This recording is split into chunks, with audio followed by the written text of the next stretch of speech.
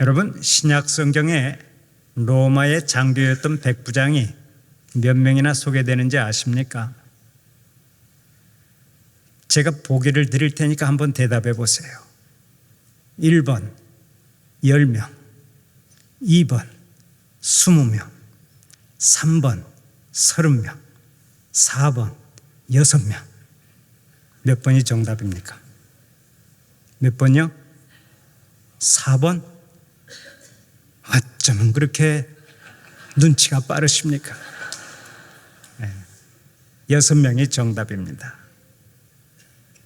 여러분들은 천재예요, 천재. 눈치도 빠르고 얼마나 지혜로운지 이 어려운 문제를 여러분은 단번에 맞췄습니다. 신약 성경을 보면 백부장이 6명 등장하고 있는데, 먼저 마태복음 8장 13절에 등장하는 가버나움의 백부장이 있는데, 이 백부장은 자기의 하인이 중풍병 때문에 고생을 하자 예수님을 찾아가 간청해서 하인이 깨끗이 고침받는 역사가 일어나죠. 다음으로 누가복음 23장 47절에 등장하는 백부장이 있는데, 이 백부장은 예수님이 십자가에 못 박히실 때 그 현장에서 모든 것을 지켜보고 하나님께 영광을 돌린 사람입니다. 또 사도행전 22장에도 한 백부장이 등장하는데, 그 백부장은 사도 바울로 인해 예루살렘에서 소요 사태가 발생했을 때 치안을 담당했던 장교로서 바울이 로마 시민권자임을 천부장에게 보고한 인물입니다. 그리고 사도행전 27장에 나오는 율리오라고 하는 이름의 백부장이 있는데, 그는 바울을 가이사랴에서 로마로 호송하는 책임을 맡았던 장교입니다. 자기 부하들이 죄수들을 죽이는 것을 막아서 바울의 생명을 지켜주었던 인물이죠.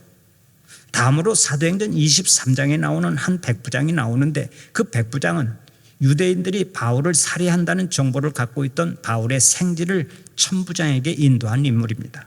그리고 오늘의 본문 사도행전 10장에 등장하는 가이사랴의 백부장이 있는데, 이 장교는 하나님의 기억 속에 있던 사람으로 유명하죠. 이렇게 6명의 백부장이 소개되는데, 이들 6명의 백부장은 한결같이 기독교 신앙을 소유했거나 아니면 기독교에 대한 우호적인 자세를 취한 사람들입니다. 이 중에서 오늘은 가이사랴의 백부장 고넬료의 가정을 살펴보면서 함께 은혜를 나누고자 합니다.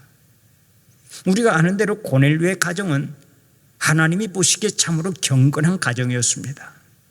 하나님께 귀하게 쓰임받는 가정이었습니다. 항상 하나님의 기억 속에 있는 가정이었고, 성경에까지 기록되는 영광을 얻은 가정이 되었습니다. 사실 고넬료가 훌륭한 믿음의 가정을 이루었습니다마는 그가 신앙을 갖기 어려운 두 가지 불리한 조건이 있었습니다. 그 중에 하나가 이방인이라고 하는 것이었습니다. 그는 이스라엘에 파견 나온 로마의 군대 장교입니다. 그러므로 믿음의 유산이나 믿음의 계승과는 거리가 먼 사람이죠. 기독교적인 배경이 전혀 없었던 사람입니다. 그런데 하나님을 잘 믿었습니다. 이것이 하나님의 놀라운 은혜죠. 또 이 사람은 높은 지위에 있었던 사람입니다. 이것이 신앙을 갖기에는 불리한 조건이었습니다. 본문을 보면 고넬료가 군대 백부장이라고 했습니다. 백부장은 100명의 부하를 거느리고 있는 군대의 장교입니다. 요즘 100명의 부하를 거느리는 장교는 별로 계급이 높지 않지만은 그 당시 이스라엘에 파견된 로마 군대의 지휘관으로서 100명을 거느리고 있었다면은 상당한 지위에 속하는 것입니다. 그런데 그 위치에서 피정복자들이 섬기는 하나님을 믿게 되었다고 하는 것이 대단한 일입니다. 한번 생각을 해보세요. 로마의 군대 장교가 자기네 군인들의 수레바퀴 아래 짓밟힌 피압방 민족의 종교인 기독교를 믿는다고 하는 것이 어디 쉬운 일입니까? 그 반대를 하면 몰라도 정말이지 어려운 선택일 수밖에 없습니다. 그런데도 고넬료는 이스라엘 백성들이 믿는 하나님을 믿었습니다. 어떻게 이런 일이 가능했을까요? 고넬료에게는 편견이 없었기 때문입니다. 그는 열린 마음을 가지고 살았습니다. 배울 것은 누구에게나 배워야지 하는 마음으로 살았습니다. 바로 이렇게 가난한 심령을 가진 자에게 복이 임하는 줄 믿으시기를 바랍니다. 심령이 가난한 자가 되어서 주님 말씀하십시오, 저는 언제라도 경청하겠나이다 하는 사람이 복을 받는 거예요. 나는 나의 지식과 의지를 믿어 더 이상 들을 것도 없어 하는 사람은 가진 것까지 다 잃습니다. 기억하십시오. 겸손해야 복을 받습니다. 사랑하는 우리 성도들은 평생을 심령이 가난한 자로 살아가시기를 간절히 축원합니다. 그런 의미에서 한번 따라서 해봅시다. 하나님 말씀하시옵소서. 저는 언제라도 듣겠나이다. 저는 언제라도 아멘 하겠나이다. 아멘입니까? 우리 하나님 말씀하시면 언제나 아멘으로 화답하고 순종의 열매를 풍성히 거두는 여러분들이 되시기를 축원합니다. 그러면 어려운 환경 속에서도 신앙을 갖게 된 고넬료의 가정은 어떻게 살았기에 하나님께서 주시는 특별한 복을 받았습니까? 오늘은 그것을 살펴보면서 함께 은혜를 나누고자 합니다. 먼저 오늘의 본문 2절을 다시 한번 함께 읽어보면서 확인을 해보겠습니다. 2절 말씀 함께 봉독합니다. 그가 경건하여 온 지방과 더불어 하나님을 경외하며 백성을 많이 구제하고 하나님께 항상 기도하더니 아멘. 고넬료는 온 지방과 더불어 하나님을 경외했다고 말씀하죠. 바로 이것이 복받는 비결인 줄 믿으시기 바랍니다. 여기서 하나님을 경외했다고 하는 말은 하나님을 두려워할 줄 알았다는 말입니다. 이 말은 하나님이 두려워서 벌벌 떨었다는 말이 아니라 하나님을 의식해서 범사를 조심하며 살았다는 말입니다. 다른 사람이 보는 데서는 조심해서 행동하고 아무도 보지 않는 곳에서는 함부로 행동하는 사람은 경건한 사람이 아닙니다. 경건한 사람은 다른 사람이 아무도 없는데 괜찮아 하고 말해도 하나님을 의식해서 함부로 행동하지 않습니다. 이런 차원에서 볼 때 구약에 나오는 요셉은 분명히 경건한 사람이었다고 말할 수 있습니다. 요셉이 보디발의 집에서 가정 총무일을 볼 때 보디발의 아내가 요셉에게 반했습니다. 보디발의 아내가 요셉에게 날마다 동침하자고 간청합니다. 하지만 요셉은 단호하게 거절합니다. 사모님, 제가 어찌 이 큰 악을 행하여 하나님께 죄를 짓겠습니까? 저는 못합니다. 안 됩니다. 그러던 어느 날 집안에 아무도 없고 두 사람만 있게 되자 보디발의 아내는 또다시 요셉의 옷을 붙잡고 동침하자고 말합니다. 그러나 요셉은 자기 옷을 버려두고 도망쳐 버립니다. 그런 자리는 피하는 것이 상책이죠. 제 말이 맞으면 고개라도 끄덕여 보세요. 그런 유혹의 자리는 도망치는 게 상수입니다. 이야기나 좀 해봅시다. 그리고 붙잡고 앉아서 차라도 마시자고 하고 술이라도 한잔 하자고 하면 그때부터 문제가 생기는 거예요. 이성 앞에서는 우리 예수님 외에는 완벽한 사람이 단 한 명도 없었습니다. 그러니까 이성이 유혹을 해서 내가 시험에 들 자리는 피하는 것이 상책이고, 행여 자기도 모르게 발을 디뎌놨다면 도망치는 것이 상책인 줄 알고 그런 자리는 근처에도 가지 않는 지혜가 있기를 바랍니다. 요셉이 도망쳐버렸습니다.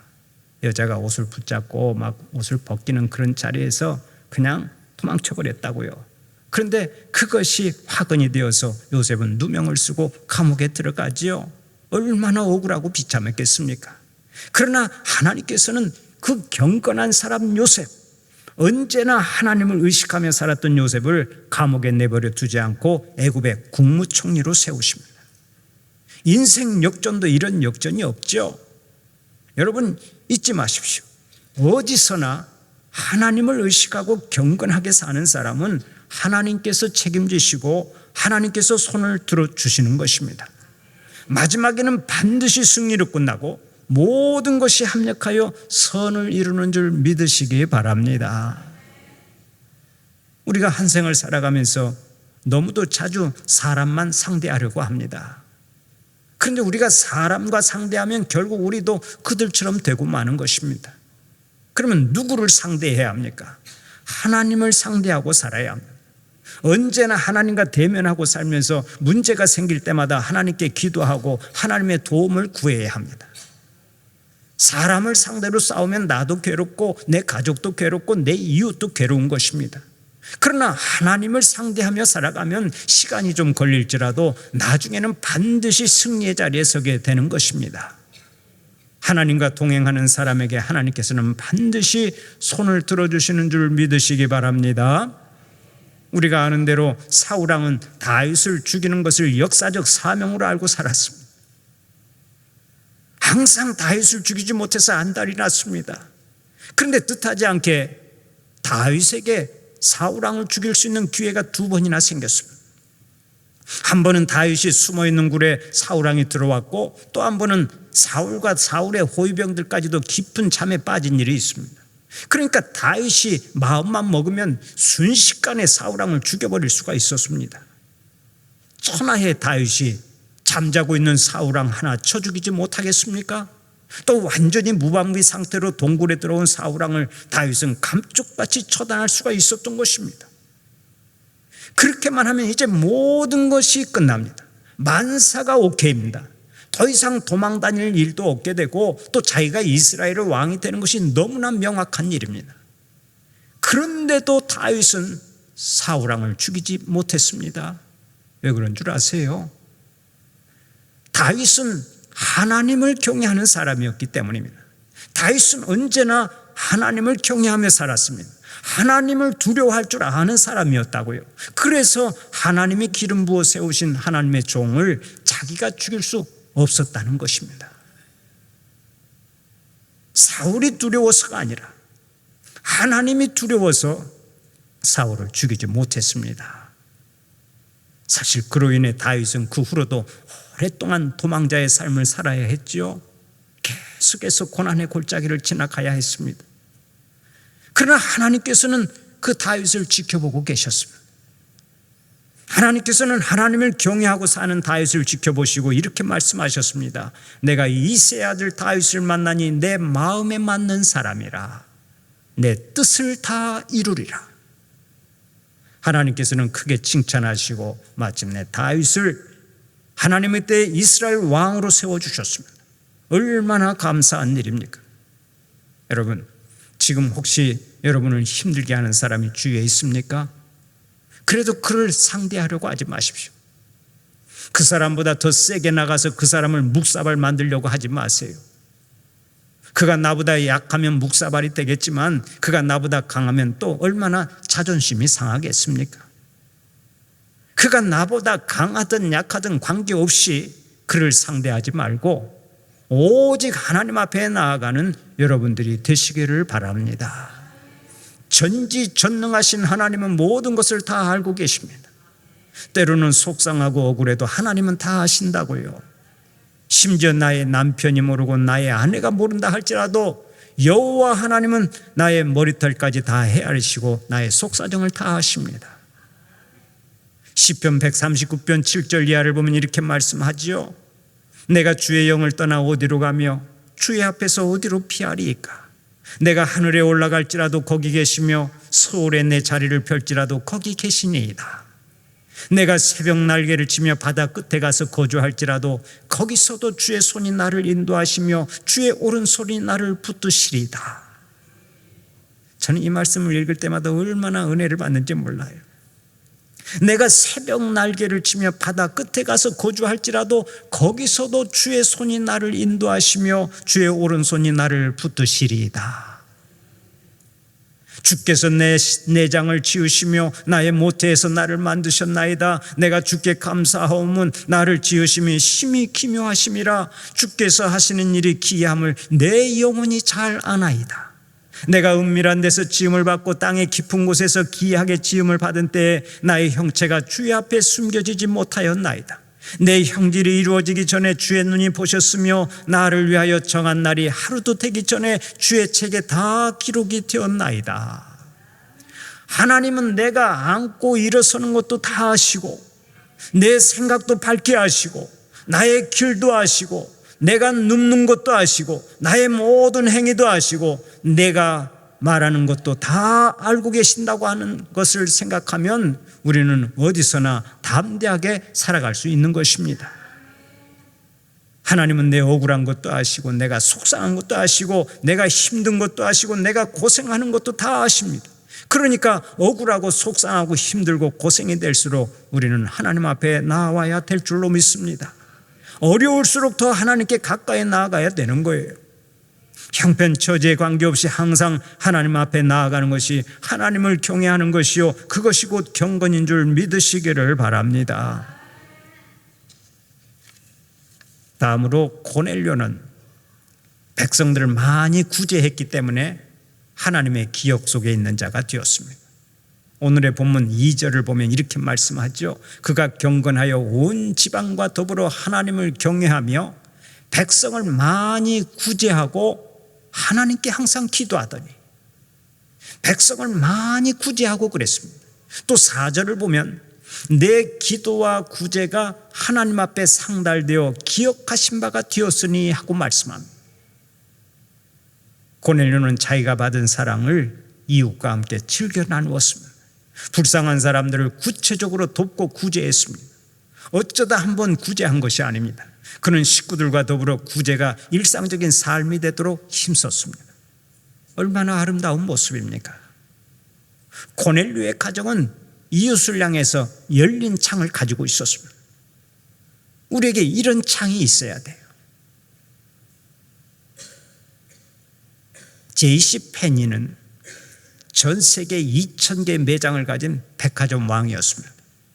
그가 최고의 자리까지 오를 수 있었던 비결은 하나였습니다. 매 순간 자신에게 주어진 일에 최선을 다했던 것입니다.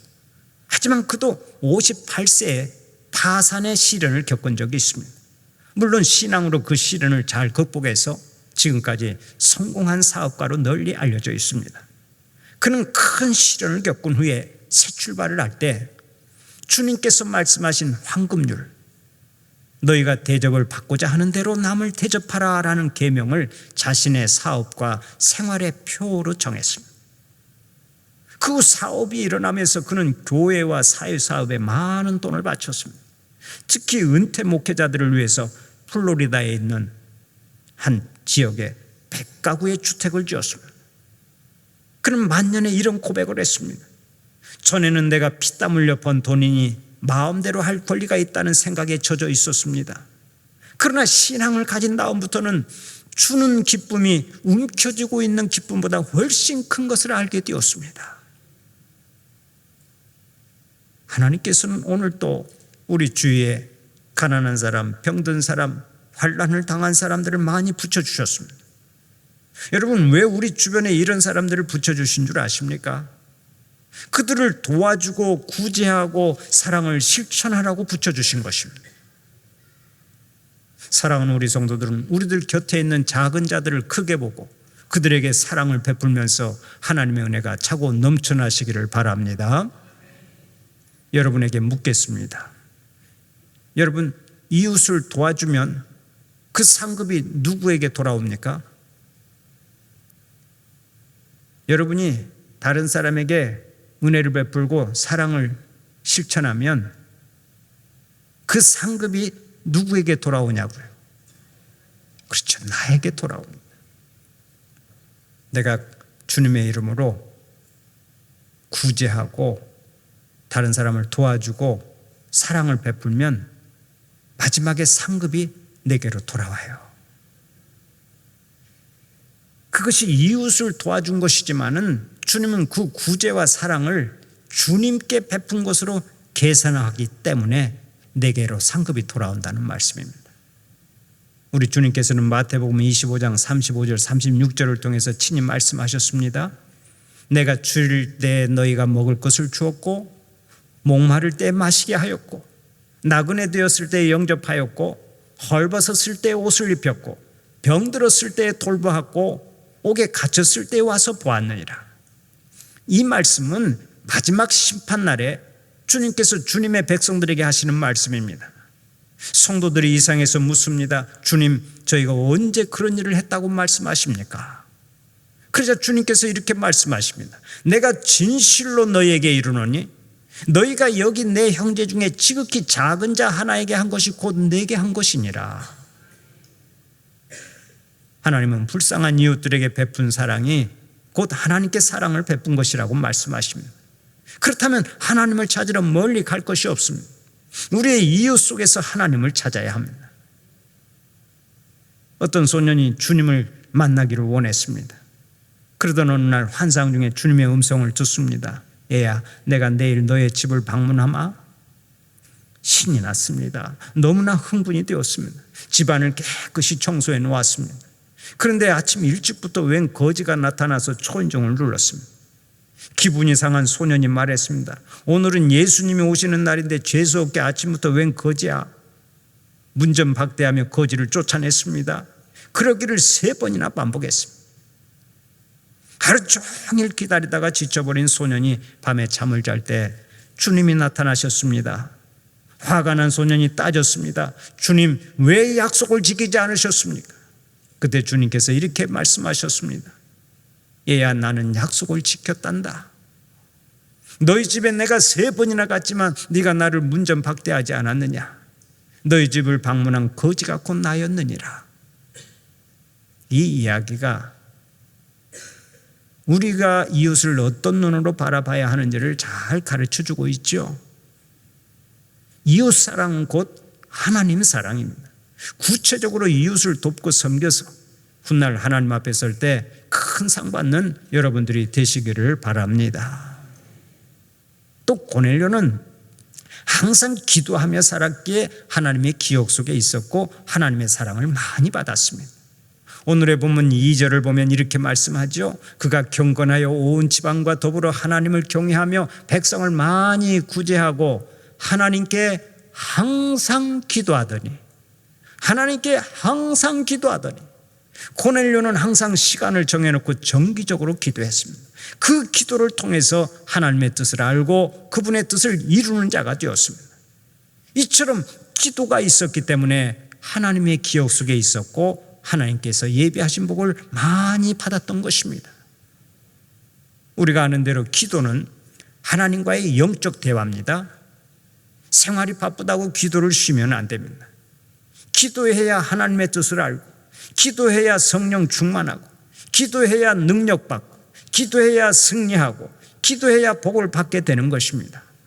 그래서 마르틴 루터는 그의 일기장에 이렇게 고백했습니다. 내가 요즘 너무 바쁘다. 따라서 나는 더욱 기도해야 하겠다. 나는 너무 할 일이 많기 때문에 매일 3시간을 기도로 보내지 않으면 결코 이 일을 지탱해 나갈 수가 없다. 우리 같으면 일기장에 이렇게 쓸 거예요. 요즘 내가 너무 바쁘다. 따라서 나는 기도할 시간이 없다.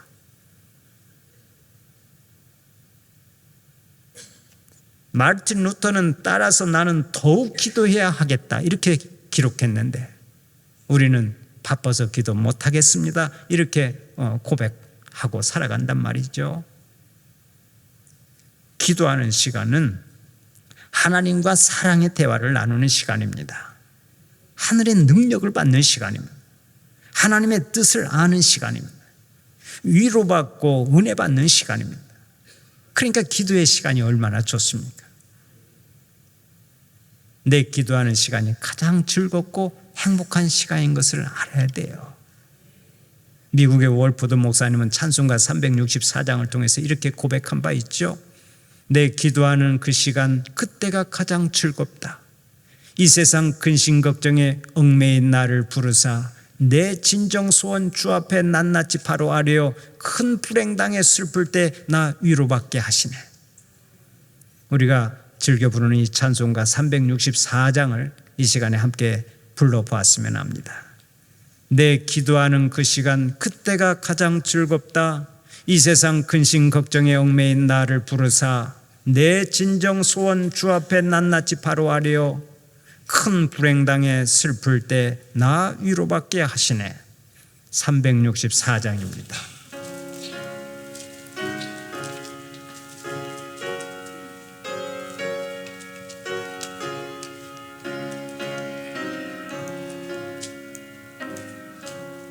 내 기도하는 것이가 그때가 가장 즐겁다.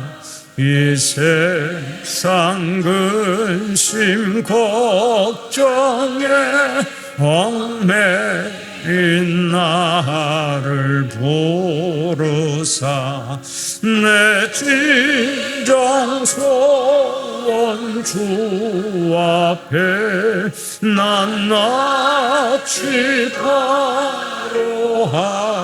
바로하래요. 큰 불행 당해 슬플 때 나 위로받게 하시네. 4절입니다. 내 기도하는 그 시간 그때가 가장 즐겁다. 주 세상에서 일찍이 조용한 한 곳 피하여 빈들에서나 산에서 온 밤을 세워 지내사 주 예수 지키도록 큰 본을 보여주셨네. 할렐루야. 여러분의 신앙 고백이요 여러분의 노래가 되시기를 바랍니다. 고넬료는 하나님을 경외하는 가정을 이루었습니다. 이웃사랑을 실천하는 가정을 이루고 살았습니다. 그리고 모든 식구들과 더불어서 기도하는 자로 살았습니다. 바로 이것이 고넬료와 그의 가정을 하늘의 별처럼 만들고 하나님의 사랑을 그 누구보다 많이 받게 했던 것입니다. 사랑하는 우리 성도들도 언제나 하나님을 경외하는 신앙과 구제와 기도가 있어서 하나님의 기억 속에 있는 자들이 되시고 하나님께서 예비하신 복을 충만히 누리는 자들이 되시기를 간절히 축원합니다.